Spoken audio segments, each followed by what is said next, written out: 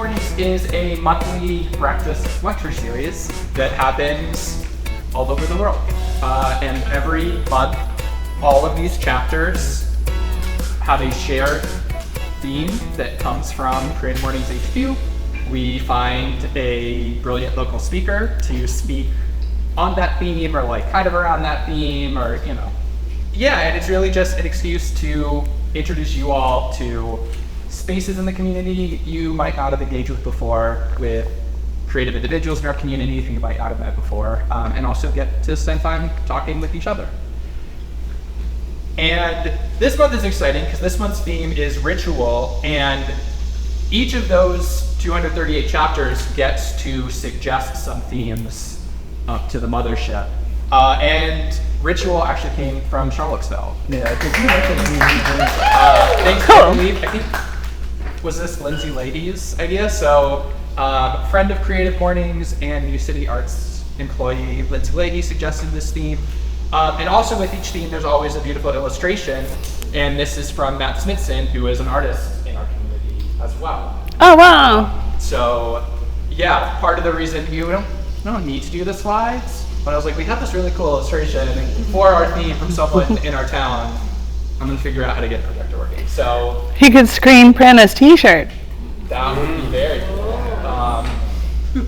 Yeah, and there's a lot of info if you go to Creative Mornings website or their Instagram, or like every Creative Mornings city's Instagram. You can see more information about him in an interview with Creative Mornings. The fun thing about being the chapter that came up with the theme is every single Creative Mornings Instagram account in the world has been tagging us all month, every single post. At first I thought I was going to like repost them all, and I was like, no, it's kind of a lot, but it's nice to see. Thank you to our local partners and sponsors, UVA Arts, New City Arts, and the Fralin Museum of Art. It's August, people are ramping up for their new seasons, for the new school year. So UVA Arts and New City Arts are both in a brief period of hibernation and getting ready for the fall. But the Fralin does have some events coming up that are too big for me to read from there, but you all can read. They are still working on some of the galleries, I think on the second floor, but events are coming.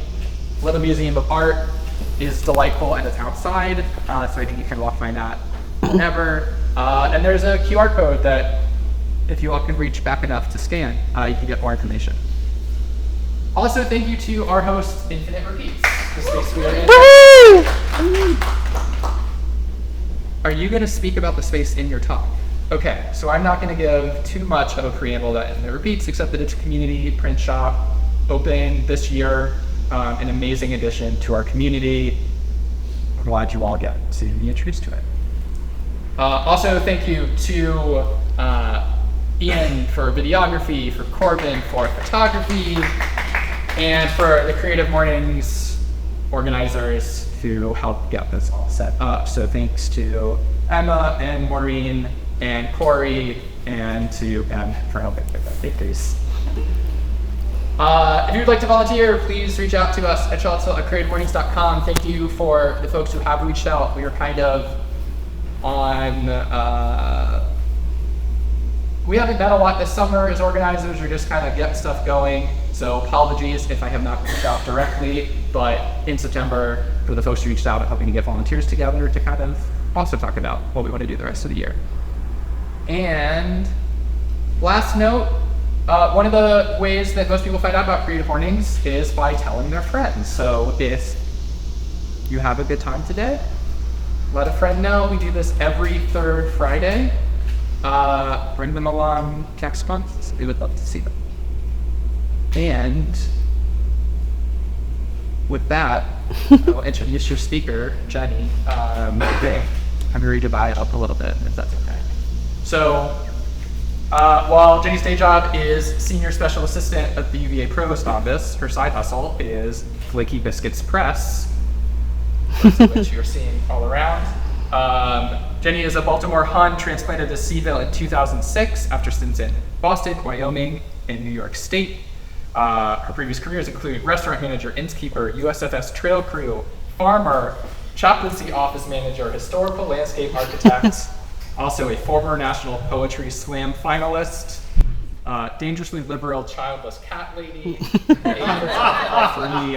homeowner in Hogwaller, always wanted to be a novelist, and it still might happen. Welcome, Jenny.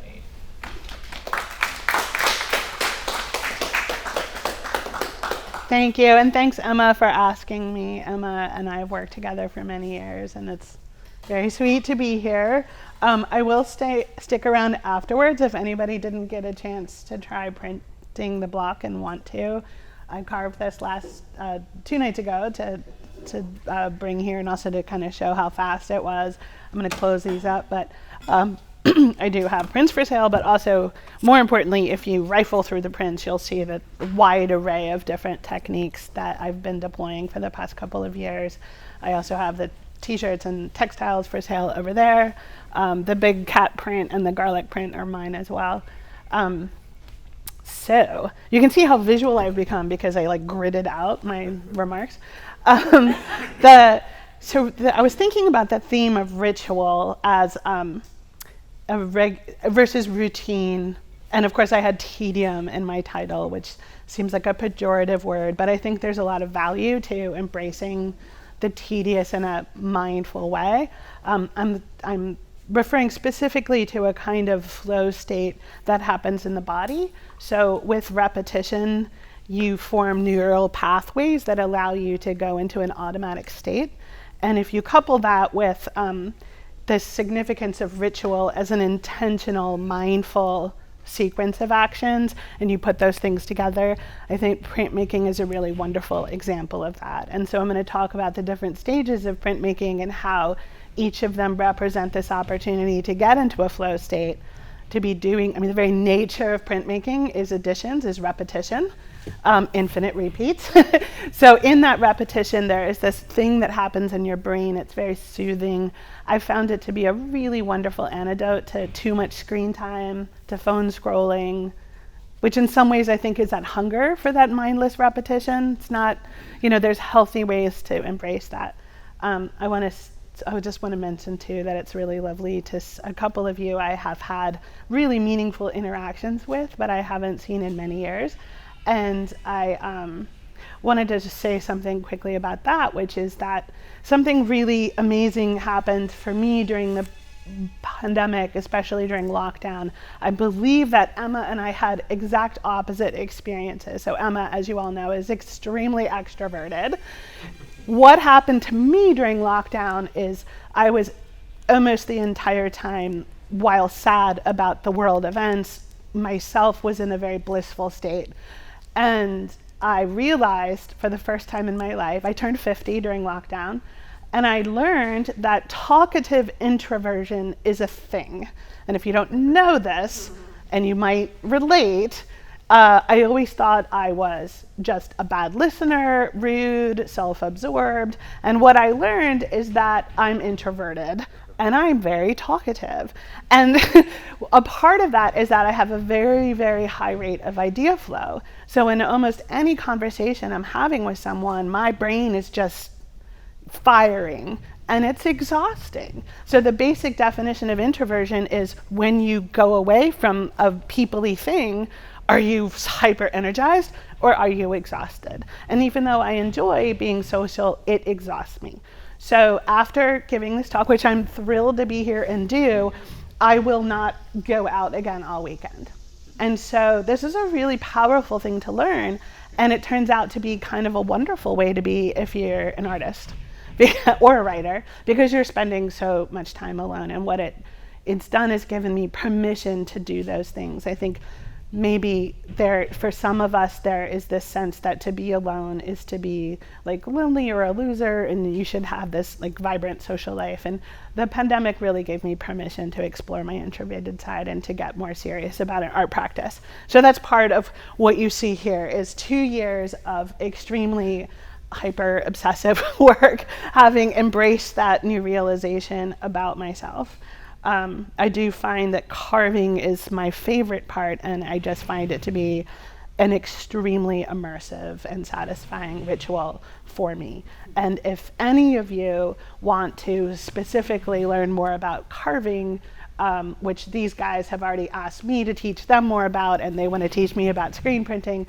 I taught a class a couple weeks ago. I'll be teaching more, but that's a particular thing that I love to teach. So why Flaky Biscuits Press? When I first started playing with this, I did it exclusively in my kitchen, and I was laying out pieces of wax paper. I'm also a baker. I'm kind of famous amongst my friends for biscuits specifically, and I make a particular, and I know this is controversial in the South, but my biscuits are kind of like a folded pastry, and they're extremely flaky and layered, and I was kind of known by that, and it struck me as perfect because of all the layers of printmaking. It was a very spontaneous choice, but I kind of love, that's become my handle. I sign my Prince biscuit. I've always been kind of a fan of having alter egos and avatars and monikers. I've had several in my life. I mentioned Wyoming. For years after I returned from Wyoming, like in the restaurant world and various jobs, I was known as Grizz. So now I'm known as Biscuit in the printmaking world. So once again, also welcome to Infinite Repeats. It's only been open a couple months. I live around the corner in Hogwaller. Raise your hand if you've heard the nickname Hogwaller before. Almost all of you, that's cool. And many of you might also know about the Hogwaller Ramblers. So there, I was actually looking at moving to Richmond to be in walking distance to Studio 23. That was my exact directive for a real estate agent. And I was going down and looking at properties up until the week I heard this was opening. So incredible kismet for me because I live within walking distance of the studio. And I was their first official member to sign up. So if anyone's curious more specifically about memberships, you can talk to me afterwards, but there is a substantive screen printing setup, everything you could possibly need to do that. There is also an ever-expanding array of both etching and this kind of printmaking relief or intaglio. We also have this really fun risograph setup. Raise your hand if you've ever heard of that. It's becoming kind of popular lately. So it's a vintage form of copy machine that only prints one color at a time. So it gives you this interesting opportunity to do color separation. They've been regularly doing new classes on that also, and that's this kind of thing that you see on the 8.5 by 11. Jeremy Taylor, one of the co-founders of Infinite Repeats, has been teaching that. I have not yet tried that, but it's really fun as looking. Before I leave the topic of Hogwaller, I just want to also put in two quick mentions of a multi-year plan for Broadway and economic development plan that I have been really immersed in the charrettes for. Very exciting things to come for the Broadway district, including, I'm told, for sure at some point, the bridge over the Rivanna. So this is soon to be, I think, a really exciting and creative area. And then very recently we found out that the trailer park at the end of the road, which I have come to really love the residents of, is not going to be removed. So Habitat has bought it, and they're committed to keeping the long-term residents in their homes there. And that was really exciting news for us here, well, for me especially. I want to give plenty of time for questions, so will someone give me a 5-minute warning just so I'll wrap? Can you do that, Emma?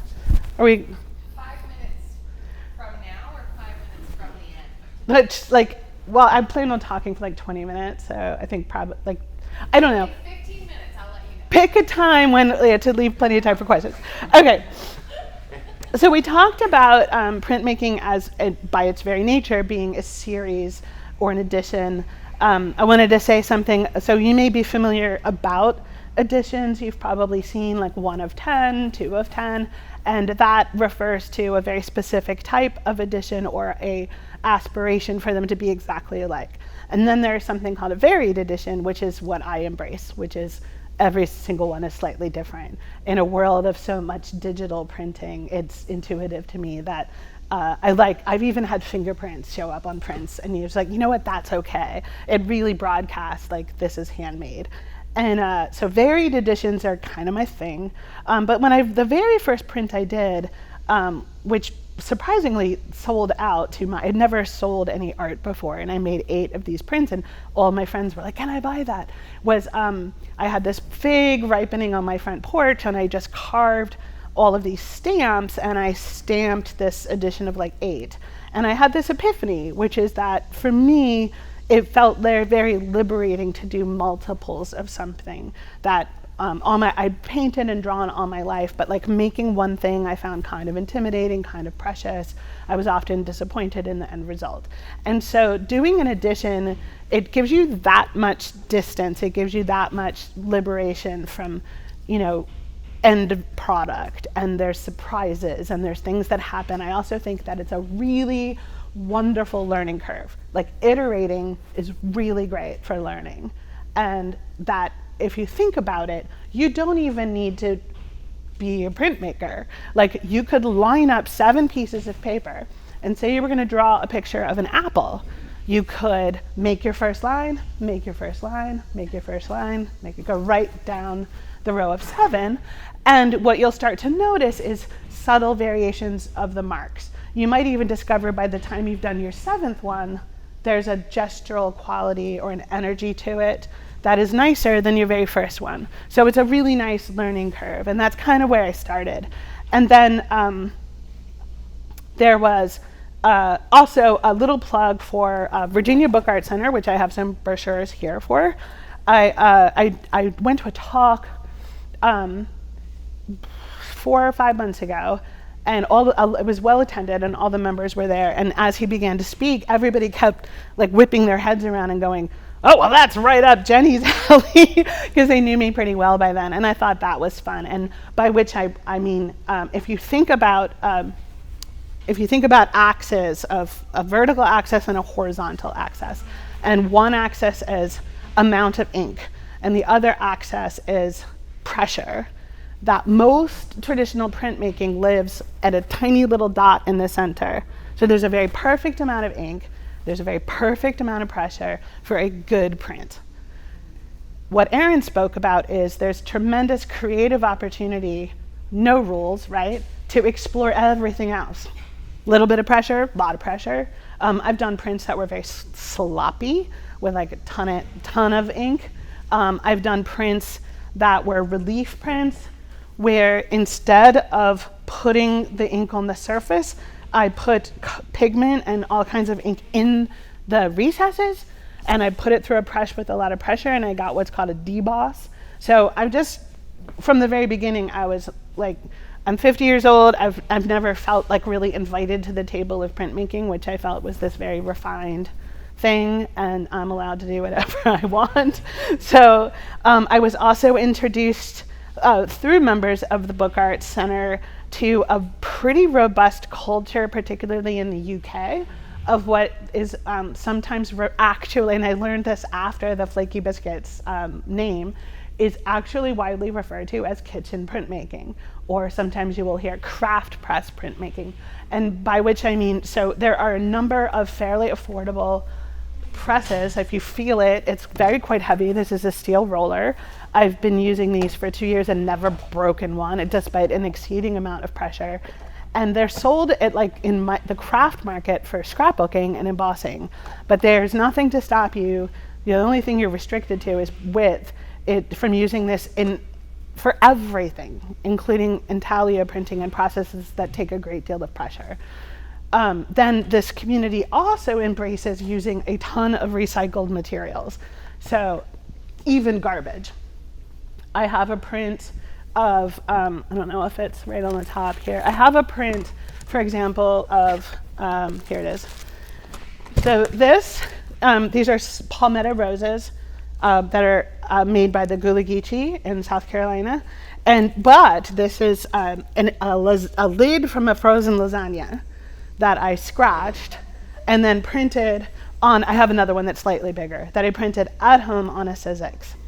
And there's a wonderful woman, some of you may know her from when she lived in Charlottesville. She was on the city council for some time. Her name's Kendra Hamilton, and she moved back home to South Carolina. But I met her upon arrival in 2006 at the Blue Moon Diner. We bonded over the historical landscape thing. She did her dissertation on the Gullah Geechee, and she has just now had her book published in April, and they used this as the cover. So that was extremely exciting for me. I was paid. I felt kind of like a professional, and I was so flattered that Kendra wanted to use that for her book, especially since I had known about the book in progress all those years. The other thing about craft press printing and kitchen printmaking that has made it more accessible is an entirely new line of inks that are soy-based, are safe, they're non-toxic, they wash up with soap and water. This is my favorite brand, Cranfield Caligo. It comes in all kinds of colors, extremely easy to wash up and not an issue to get on your hands. Where a lot of other traditional materials, you need to use terps or gasoline-like products to clean up. So that's made it obviously possible to safely do it in your kitchen. So we talked about so one of the garbage that I used lasagna lids for a long time because I worked at Mona Lisa Pasta for a stint during the recession, and I had about 100 sitting in a cupboard that I had used. But other people are very, very into Tetra Pak. So what juice boxes and soup come in are a wonderful material because it's a multi-layered laminate, and you can scratch it or you can peel parts back to get different effects. And so a wonderful way to upcycle those. I know the people at the book center love to get those if you're looking for a place to drop them off. You can use the clear plastic clamshells that like spinach and salad come in. That works really well. And they're clear, so that's really great for a beginner because you can just tape the image on the back and trace it. And I'm of a mind that tracing, you don't have to draw. Like, there's so much to explore, there's so much to learn. Why throw the pressure of having to do your own creative drawing on top of that at first? Totally legitimate to play with carving, to play with mark making, the inking is a whole thing, the paper you're using is a whole thing. So, slap a magazine picture on a piece of, on a salad lid and just have fun with doing an intaglio. But does everyone know the difference between relief printing and intaglio printing? That poster at the end of the room, really great, gives you a quick synopsis. The down and dirty is that relief printing or block printing, it's the ink goes on the surface, and intaglio printing, it goes in the cracks, and you need pressure and often damp paper to pull the ink out of the cracks. And those lines, those scratches can be made by hand, and that's what I do. It's called dry point engraving, but also traditionally done with acids. So you chemically etch the marks. Jeremy teaches classes in that. And so those are two different, almost reverse methods. The screen printing is another complete method. There's also something called lithography, which is widely misunderstood by people like me who didn't know anything at first, which is it's an entirely hydrophilic, hydrophobic reaction. So there's no texture on the plate at all. If you were to close your eyes, it would be perfectly smooth. It's magic. Back to the kitchen printing, there's some really hilarious and fun lithographic printers that are doing it at home with aluminum foil and Coca-Cola. And I've done it, and it works. And we're hoping to do a class on that here soon also. So that is called referred to as kitchen lithography. And we talked about the Rizzo printing. So the block printing is what I've done the most of and is kind of my favorite. And I talked about the flow state. There's the distinct stages that I go through, or that you go through, that are interesting is that, first of all, you start with a drawing. This could be a tracing of something. I find there are a number of people who talk about, like, you could actually take a laser print and glue it down on a lino block, wait for it to dry, rub it off with water, and easily transfer an image that way. You have to remember to reverse it.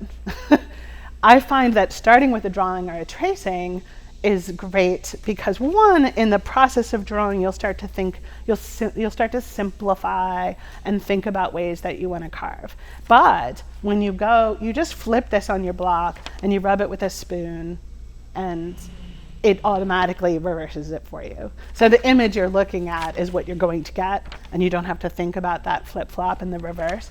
I do think that it's a really interesting process for your brain to think about positive and negative space and this like reversals all the time. I have noticed an improvement in my spatial reasoning and my project management at work. I mean, I just think it's really good for your brain. So after you've transferred it, you start to carve. I just taught a class 2 weeks ago, and it was funny to remember what it was like when you first start. Is like your inclination is to like go for the mark, go for the dark spot. But of course, you're carving away the negative space. So as you start to do more, you realize like what incredible, we took some of them down, but like what incredible effects you can achieve by actually carving very little. So beginners really start with line drawing, which is the hardest thing to carve at all. Carving big shapes. I could have you, and I did, because the class was only 4 hours long and everybody finished their carves and printed like an edition of 4 or 5 before they left. So that, but we focused on those masses, like not tiny lines. Getting familiar with the different textures of ink and rolling the ink. For some of you have tried it already. I talked about listening for that sound of the hiss of the ocean waves. So there's this sensory immersive I love like working with ink. I kind of make a mess in my kitchen. My cats have learned not to step on my plates, which is really, that took a while. I once got paw prints all over my house, which was hilarious. And there's quite a lot you can do just by hand. You don't need a press at all. And just a kind of a fun thing, some of you might know that there's a soapstone quarry just south of us in Schuyler, and I carved this. Turned this on a lathe. So this is now my favorite Baron to use for hand printing. Is this and you can actually heat it in the microwave, and the heat actually helps release the ink, which is really nice. So at some point I'm going to get down there and make more of these to sell, but right now this is the one and only. I've also, this print I actually just scratched in stone. This is soapstone as well, and took these prints off of that. And this, I started doing this when I was slow to realize how much fidelity there is in the ink and the paper. This rice paper, which is extremely affordable, and newsprint make like the most nice prints of all. And that you don't need to carve very deep. If you look at the cat print, there's a really wonderful Ukrainian printmaker who does nothing but very, very shallow, tiny, tiny little marks. And at a distance, her work looks like black and white photographs. They're just amazing. And I was inspired by her to do this one. And you can see up in the right-hand corner, like those are just scratches in the linoleum. When you start getting better at that, you can work really fast, which is fun. I wanted to say something about this because, where's Maureen? We were talking about cutting on wood. This is the very first wood cut I ever did. And you might be like, wow, right? But I was intimidated and I wanted to learn. And there are companies now that print art on wood for you to hang on your wall. So I was like, huzzah. And this is in the public domain. This is a famous woodcut print by a student of Albrecht Dürer's named Hans Boldung-Gran, and it was available in full resolution from the Metropolitan Museum website. So I downloaded it, sent it off, and this arrived with the image already printed on. And I just started from the top corner down, like trying my new tools, chipping away at the negative space. And in doing so, I kind of learned, there are things that he did that it would never occur to me to do in terms of getting volume and shape and detail. So it was a great way to do it, big learning curve. There's tons of stuff in the public domain. It was about $28 to have that printed and shipped to me. And so clearly not original work, but they've been popular and a lot of fun. Just a quick, this is obviously a witch's coven, quick quick fun anecdote about this is that this is when papal edicts were being sent out to burn witches, and they were thought to control the weather. So this is a coven whipping up a storm. And Albrecht and his student, this is total irony. They were like, this is ridiculous. So they both did a lot of these witch prints, and it was an early form of satire. Which brings me to almost my last point, which is that I have found that printmaking, obviously it goes all the way back to the first printed word. Fun little anecdote about type is that what we think of as letterpress, which is like that emboss on the paper, is not a thing. So good printmaking, again, back to that matrix of perfect amount of pressure, perfect amount of ink. Good printmaking of text was like you wouldn't even have any marks at all. It would be very smooth. It's Martha Stewart that popularized this notion of wedding invitations having this deep emboss. And of course what she was doing was like using these vintage materials but making them very obviously vintage, or very obvious that it was hand printed and not done by a digital printer. So back to my point about the fingerprints and the handmade and liberating you from like the right way to do everything. And there's some really learned members of the Book Art Center who can answer just about every historical question you could ever have. So that's been a really wonderful learning curve. I was doing a demonstration for the book festival, and it was like the day of, and I didn't know what I was going to do yet. And I was at work, and I do a lot with all of the endowments at UVA, and I was researching one of our endowed chairs, and I learned that about a man named the Reverend William Gibbons, who was a really fascinating person, who was born enslaved and then ended up getting a theology degree and becoming a minister in DC. And I was Googling him, and I saw this wonderful obituary with this wood-carved portrait. So I was like, shazah! And so I grabbed some linoleum, and I carved that as a demonstration at the book festival. But Garrett, who is the director of the Book Art Center, told me this wonderful story about how they're called head cuts, HED. And obituaries were, for many, many years, always featured a woodcut portrait of the person. This is pre-photography. And I said, but they died, and how would they turn it around so fast? And so they would, these newspapers would have teams of wood carvers, and they would take the image and they would divide it up into a grid, and like 5 or 6 carvers would carve all the bits, and then the master carver would smush them together and make it smooth, and then they would have it ready to go like almost in a day.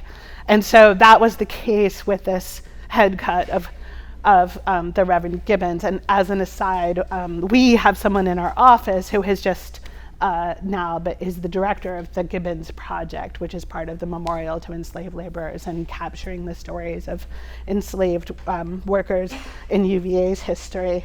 So in closing, printmaking, the book arts, there's just so much. It starts to splay. If you're the kind of person that likes to do deep dives in research, like in Ghana, they print textiles from little curved bits of dried gourds and pumpkins, and the curve helps them to like work really fast.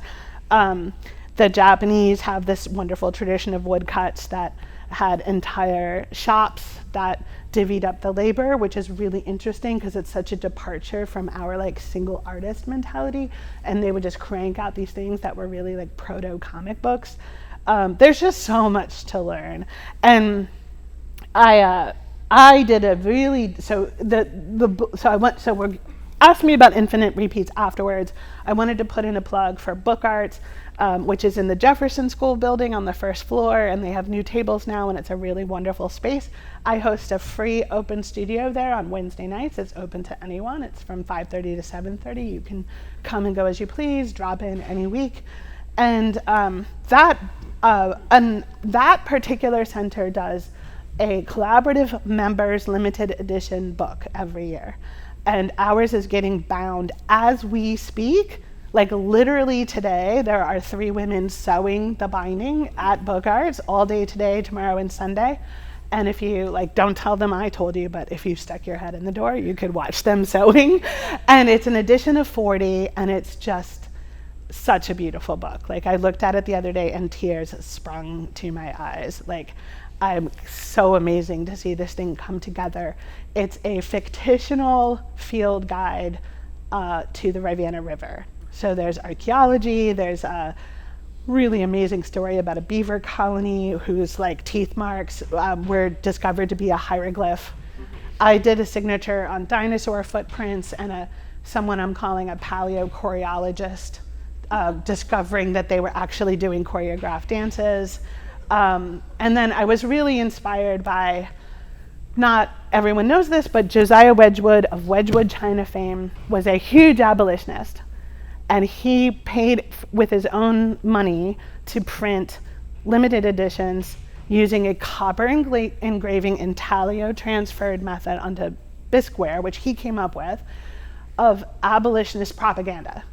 And he, like on a water jug that you would have at your dinner table with a man in chains and the expression, "Am I not a man?" also, and things like that. And he would mail them to people like Ben Franklin and challenge them to put them on his dinner table.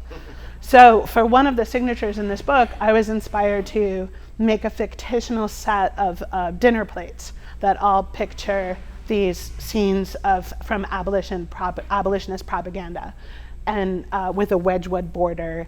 And I intaglio printed them. I printed them all on my Sizzix at home on a 40-inch long board because it folds up into a signature of a book.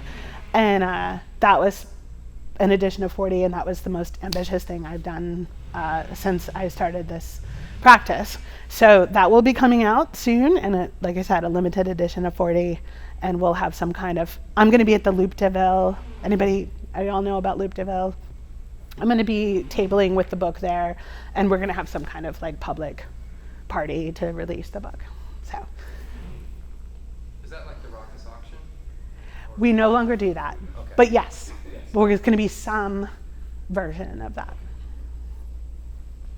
And there may be in coming years a morphing of the project to. There's an appetite for having more than 12 people involved. Like, as much as I love this book, it was only 12 of us, and they want to get way more people involved in making this every year. And with that, we'll open questions.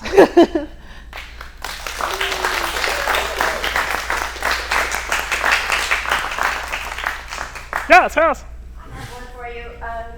But first, thank you so much for your inspiring talk. Oh no. Yeah. You said at one point you did not feel invited to the printmaking table. Yes. So you Yeah. just decided to do what you want. Yeah. Make what you want. And that really resonated with me. I'm just personally interested in outsider art, outsider poetry, outsider writing. That feeling, that phenomenon of imposter syndrome. And I'm curious to know, do you feel invited now? And if you do, what was the tipping point?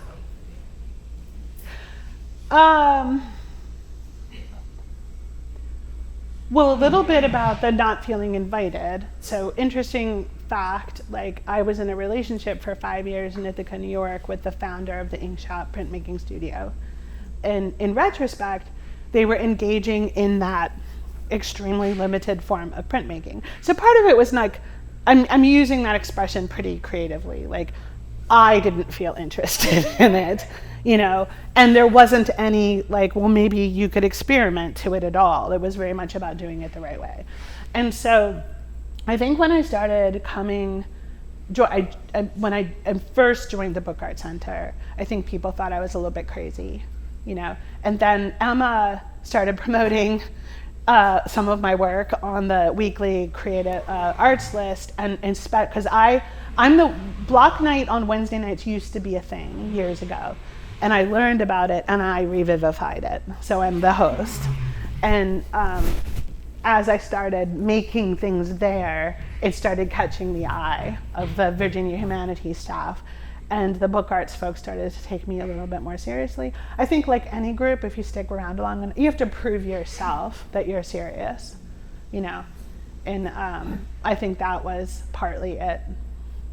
And in the first 6 months too, I was having these open houses, like making literal biscuits and inviting, especially during the holiday season, inviting people to come and buy. Like, if any of you went to my Etsy shop, you would have discovered there's nothing there. Like, that's because I don't really want to go to the post office, but like a lot of stuff just sold as soon as I posted on Instagram. People would come and buy something for a gift or buying, and I really, like, I've given a lot away. Like, if somebody wants to put something I made on their wall, like, that's so fun. You know, I have a great day job. I'm not really in it for the commerce.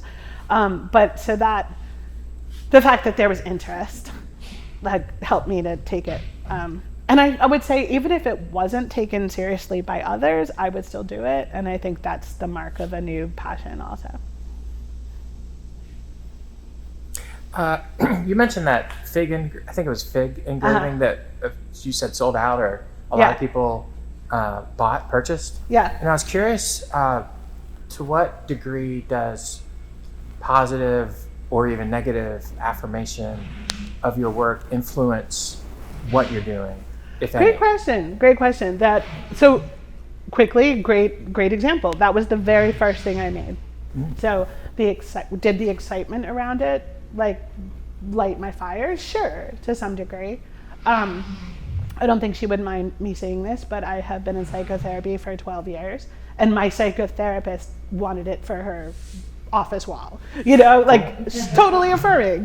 But that said, I like a year later, I was inspired to do what's called a monotype of just a really evocative story of an ancient statue in Ireland of a water nymph that a 5-year-old boy scribbled on with blue crayon. And it made national headlines, and I just thought it was actually really beautiful. And so I did this monoprint inspired by that, and like total nothing burger. Like everybody is like, what is that? It's not even a print, it's a monotype, and it's kind of weird. And of course, if you didn't know the story, you know, it is hands down I didn't even include them in the suitcases today because I do not want to sell them.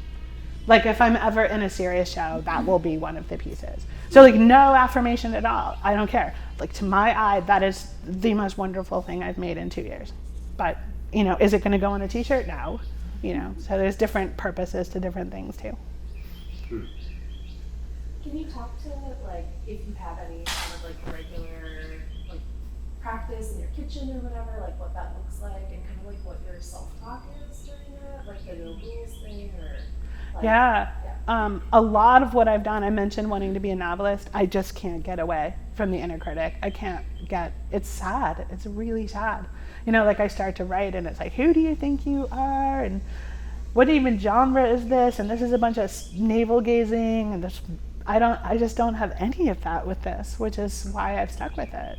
Other than keeping my cats out of my ink, like the routine almost immediately was, so I still work home a lot. I'm a workaholic, as Emma can attest to, and I really needed a way to stop working more than 40 hours a week. So for a lot of the routine, especially working from home, is to jump up at 5 and say, another practical thing is I took a computer desk that raises and lowers, and I took off the top and I bolted a butcher block to it in the center of my kitchen. And so it can go all the way down for unloading groceries, and it can go up to this high for carving. And so that was fun too. So I jump right up at 5 when I'm in a project, and I just can't wait to start carving again. How do you get out of that flow state then and go to your day job? Yeah, there have definitely been nights where I've stayed up too late, Yeah. for sure. I have found, and this would certainly not be everyone's way, it's a little bit obsessive, is once I start on something, I like to finish it in one session, believe it or not, because otherwise when I return to it, the line has changed somewhat. So the most kind of apocalyptic version of that was the cat print, which I did in one night, and I really kind of exhausted myself. But it's a little obsessive, but that helps clear my head and get into that flow state. It's just sticking with it for hours and hours, you know. And I often work in silence. So I try to resist the urge to lots of like words, audiobook, you know, radio in the background or whatever. It's just really back to the ritual theme. It's contemplative. It's a way of embracing silence. I've never been able to meditate. I've read like 100 books on meditation. I decided my meditation was reading books on meditation. But carving is, I found a way that I have an appetite for silence, which I think is really important. Mari? I was gonna ask, if someone wanted to start doing this but hadn't done it before, should they come to the Wednesday night thing? Are you teaching more classes? What should we do? Yeah. And so class, not just me, but a lot of people will be teaching classes here. And it, like, some people just like the really deep official dive with lots of explaining. And so my spiel about Block Night is that it is an open studio, so do not ever expect it to be instructional. But I send out if you get on the list, I send out an email the day before if I'm in the mood. I say I have a lot of scrap linoleum. I'll bring my tools if anybody wants to carve tonight. Or if you contact me in advance and say, hey, I'd really like to try this, I'm happy to bring materials and give you a little free tutorial. So somebody, or both. Like, someone took my class 2 weeks ago. Of the 6 students, one person was like, I'm totally in. What do I do next? And she came to Block Night last week, and she did another carve and print start to finish in one night. So, of her wiener dog. And she's so excited. You know, now she wants to buy some tools of her own. And there's, I can talk you too about, like, there's a really low bar to entry. You know, I could get you started for $20. Also, if you want to know about the Inventor Piece workshops, sign up. Yes. And you can, if you look up Virginia Book Arts on the website, you can get on their list also. But, you know, I'm a member of both, so I'm not, like, cheating by talking about them while I'm here. So just as an aside, you know, Joseph Campbell was the, Mm-hmm. So he said that his form of meditation was underlining passages in the books that he was reading. So, I do that. Yeah. Yeah. So yeah, no shame, no blame. We do whatever we need to do, right? Yeah. So I'm really interested. Well, the process is fascinating and fun, but I'm really interested at a deeper level in the ways that engaging in creative activities informs and enriches the other parts of our life. And you talked a little bit about that when you talked about how looking at the different, you know, polarities, the positive space and negative space, had an influence on your spatial abilities. Could you talk a little bit more about the influence that your art and your creativity has on the rest of your life? Just, I mean, does that question make sense to you? Sure. 'Cause I think if everybody had some kind of outlet, the world would be a much more pleasant and interesting place to live in. Yeah, I don't really understand the direct connection, but I've been thinking lately about, there's an epigraph in one of E.M. Forrester's books, like, called Only Connect. And I'm such an ideas person, I'm such a word person, and I am kind of a perfectionist, I'm kind of controlling, and this will, like, play out at workplace in a lot of ways. And I've been it's taken me an embarrassingly long time it's almost been, like, dare I say, a spiritual awakening, where I'm gonna, like, get a little weepy. It's like only in the past couple months that I realized that, like, none of that is the point, like, at all, you know. And, like, I'm trying, and I feel like it's come out of this. So I mentioned the introversion, and I think the printmaking has helped me to take, like, a deeper dive with select people instead of, like, expecting to be a friend to everyone. And then in other parts of my life, it's helped me to just be, like, right here in this interaction, whether it's at the grocery store or somebody who's helping me in my yard or whatever. It's like, not, the point isn't to get the yard work done, like, on a certain level. It's to have, like, an authentic interaction with the person and, like, meeting them where they are and actually appreciating them. And it's come out of this. I'm not sure directly why, but it has. And then, like, I have to do a lot of, like, training materials for about 75 people at the university, and it was just like words. And, like, now I'm just thinking a little bit more of, like, how to capture that in a one-pager or visually or with a little flow chart. And so I think that's directly related to this as well. Thank you for sharing. I'm a pastor, so I really resonated with that. Thank you for being so vulnerable. Yeah. I just wanted to thank you for being so transparent Yeah. about your life and the evolution of this. And even, you know, you said you didn't feel invited to the table, and you just like super invited all of us to the table. Good. So I hope so. That was my intention. Yeah. Yes, it worked. Yeah. And I want to say one more thing about like the vulnerable moment there. And, you know, and I think Lindsay is maybe the only one here who has a little more context. But personal growth can be really, really scary, you know? And I think what I shared there is like, one of the reasons it's scary is that it can mean facing things that actually kind of embarrass you or make you cringe in retrospect. And it really takes a lot of bravery to be like, that's okay. That's how you got here. That's how you learned. And maybe you're able to go about that now at a deeper level or something. But like, I can't regret, you know, who I was. Some of it had to do with my family of origin and trauma and survival. And it's so healing that. I mentioned the psychotherapy. I've needed a lot of help, really. Have not done it alone at all. So. One of my professors in grad school said, if you're not embarrassed, you're not doing your deepest work. That's great. What a great quote. Well, I think it's true. It's true. You know, when I mean, one of the more venerable members of Book Arts, when I did this, which was like totally goofy fun, she was like, don't you want to do your own work? Yeah, she was just like, I just laughed. I was like, this was ridiculous, you know, but it's also really accessible. Like any one of you could go home tonight and like get one V-cut tool. The Power Grip line costs like $7. Download a high resolution woodcut from your favorite museum, send it off to one of these companies. In a week, you'll have a block and you can just start carving. And give me a call and come to block night and we can print it on a press. You know, I didn't mention the t-shirts, but they're like super easy to print on the press, you know, which I didn't know until about 6 months ago. And it's great fun.